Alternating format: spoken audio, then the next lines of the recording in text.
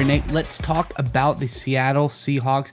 This is a team complete coaching remake this offseason. Very exciting. There's a lot of, coaches making their first time foray into the NFL, or at least getting their big break in the NFL in regards of getting a big time coaching position. I think this is a trend we've been seeing lately. There's a tweet that kind of brought this about. I think it's very interesting. Let's read it and then we'll talk about it on the other side. This is from X. It says, this is Adam Schefter. It says, a trend has emerged this winter. Many college coaches are tired of the transfer portal, the NIL money, and the new NCAA world and prefer to work in the NFL. Many college coaches have already left and many more want to. I think this is very interesting because when you look at the Seahawks staff, you see guys like Jay Harbaugh left the college game for the NFL. You see guys like Ryan Grubb, Scott Huff, and even to an extent a few years ago, Mike MacDonald himself did this very thing as well. I think this is just a trend we've been seeing a while now, ever since the NIL, ever since, the transfer portal has opened, has really changed things. And a lot of guys are leaving college for the NFL. I think this is really interesting. I'm curious what your thoughts are on this, Nick. But Seahawks fans, let us know in the comments section below. I read a couple of the coaches' names. I think this is a great team. I think Mike MacDonald's done a great job putting together his coaching staff. Let us know in the comment section below, what do you grade this coaching staff assembled by head coach Mike MacDonald? Let us know your thoughts in the comment section below. But Nick, what are your thoughts on this latest trend brought up by Adam Schefter? So it's important to understand anytime you're building any roster, whether it's your players or your coaching staff, you always want to, it sounds obvious, but you always want to accumulate a lot of talent. Again, we think about that a lot with players, but your coaching staff is the same way. But if you're competing with every other team, all 31 other teams for the same pool of talented coaches, talented assistant coaches, it's going to be hard. You're going to be competing with a lot of guys. You're going to lose out on a lot of great coaches to other teams, or you're going to have to pay a lot of money, or situations like that are going to happen. And you're going to lose out on potentially getting the best and brightest. One way you can avoid that competitive environment and get the elite coaches that other teams aren't competing with is you go to the college ranks. There is a lot of great, outstanding, especially position coaches and coordinators that could do just fine in the college, they could do just fine in the NFL that are currently or recently have coached at the collegiate level. Mike MacDonald is a perfect example of this. He led a great defense as a defensive coordinator for the Michigan Wolverines, then did a heck of a job as a defensive coordinator for the Baltimore Ravens, right? If you're a good coach, generally speaking, especially at the coordinator position group level, you'll be very good at that, whether it's college or the NFL. So I think it's important to understand that the Seahawks aren't just getting good coaching staff additions to their roster of coaches here. They're going where very few other teams are going, and that gives them a distinct competitive advantage. And I think that's the overall theme here of the intelligence of Schneider, of McDonald's strategy, recognizing, hey, listen, if we go and just compete with going after those same veteran NFL coaches to fill out our coaching staff, we're going to be beating our head up against the wall competing with the 31 other teams. But if we zig when everyone else is zagging and we look to the college ranks, we can get A-plus coaches that want to come to us because they're looking to leave the college ranks because they don't want to put up with the NIL money thing. They don't want to put up the transfer portal chaos.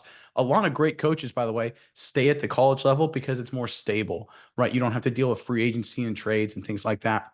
With the NIL, with the transfer portal, basically free agency and trades came to college football. Now there's a lot of great coaches who are like, listen, no reason for me to stay at college. Let's go to the NFL. The Seahawks very smartly recognized it. That's one of the reasons why you hire Mike MacDonald. This is a guy who understands where elite coaching talent is. After all, he was at Michigan, and he's doing a great job identifying it, even though most of the other NFL can't see it. Yeah, Nick, and I think what you talked about, just getting ahead, zagging when everybody else is zigging, or vice versa, is very interesting because you see how the NFL used to be is, head coaching position opens, you'd get an NFL up and coming offensive or defensive coordinator, they'd fill the head coaching slot, or you get another retired or fired head coach to come take the coaching spot. Then you get, a lower level assistant coach to fill the coordinator spot. And then a coordinator or head coach from the college level would move up and fill, an assistant role on that roster. It would take a long time to move up, but I think as we go through more and more, people are being more aggressive with their coaching hires, looking more to the college ranks, saying, hey, let's try to pluck that guy, like you said, the up and comer earlier on in the process and get him in, early on and see if we can get some of that elite level talent that maybe hasn't been discovered. Because we've seen it time and time again. 10 years ago, the same head coaches in the NFL were bouncing around all over, and you almost always know what you got. Same offensive coordinators. Everybody was bouncing around the NFL, and it'd just be the same familiar faces. Nowadays, you hear more and more, oh, this guy's offensive coordinator, this guy's defensive coordinator. These are names you really haven't heard before, new talent coming in. And then you're like, wow, that was amazing. Why didn't somebody pick up this guy sooner? So I think that's a really great trend that has started. I think this is something very smart by the Seahawks to continue that trend. And we see the latest this week. Chargers hire Southern Cal's running back coach MacDonald. This is the 23rd FBS coach to make the leap to the NFL this offseason. And that's kind of, being very additive to the storyline we're breaking here. But that's not the only thing as well. You can look back to last season, 28 FBS coaches jumped to the NFL ranks last season as well. I think this is a trend that is very correlative to the emergence of the transfer portal in the NIL. And I think the Seahawks are getting on that bandwagon very, very early. I think it's going to pay off for them big time. Let me end with an historical example for you and for everyone watching this. So, for a long time, historically, in order to enter the NFL draft, you had to be a senior. You had to play 4 years of college football. Early on, I believe in the I want to say late 80s, early 90s, it was prior to the 1990 NFL draft, I believe. The NFL changed the rules and says, hey, if you're a junior, if you played 3 years, you can enter the NFL draft. University of Florida running back Emmitt Smith was projected to be a top 5, top 10 pick. He left as a junior.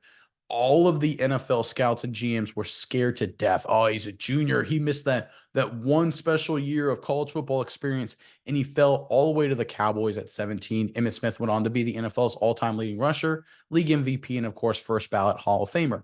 The reason Emmitt Smith fell to the Cowboys is because the rest of the NFL was slow to react, that there were elite-level juniors that could do the job just as well, if not better, than the seniors coming out of the draft class.